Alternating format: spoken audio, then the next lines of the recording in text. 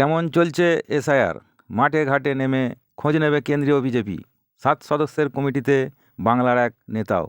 Voter তালিকায় বিশেষ নিবিড় সংশোধন বা এসআইআরের কাজ কেমন চলছে তা মাঠে ঘাটে নেমে পরখ করে দেখতে চাইছেন বিজেপির কেন্দ্রীয় নেতৃত্ব।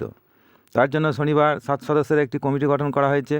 কমিটির সদস্যরা এসআইআর প্রক্রিয়ায় কোনো অনিয়ম থেকে যাচ্ছে কি না তা খতিয়ে দেখবেন।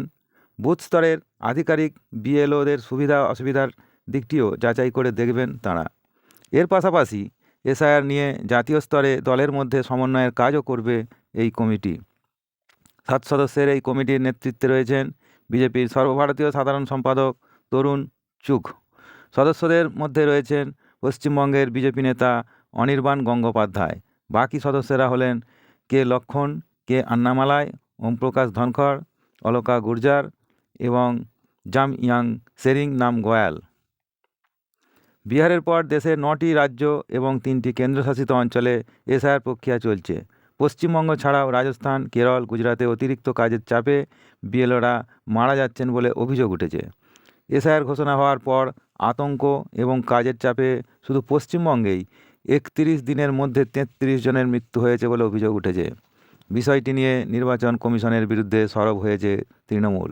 অন্য রাজ্যগুলি বিজেপি বিরোধী দলগুলি এই বিষয়ে সরব। এই পরিস্থিতিতে অভিযোগের সত্য খতিয়ে দেখতে চাইছেন কেন্দ্রীয় বিজেপি নেতৃত্ব। শনিবার থেকেই কমিটির সদস্যরা এসআইআর হচ্ছে এমন রাজ্যগুলির বিভিন্ন এলাকায় যাওয়া শুরু করেছেন। শনিবার নদিয়া জেলার কয়েকটি জায়গায় গিয়ে এসআইআর প্রক্রিয়া তার সুবিধা অসুবিধা সম্পর্কে খোঁজ নেন কমিটির সদস্য অনির্বাণ। নানা অভিযোগ এবং বিতর্কের মধ্যেও কমিশন জানিয়েছেন দেশের 12টি রাজ্য এবং কেন্দ্রশাসিত অঞ্চলে 28শে নভেম্বর পর্যন্ত 99%-এরও বেশি ভোটারকে এনুমারেশন ফর্ম দেওয়ার কাজ শেষ হয়েছে।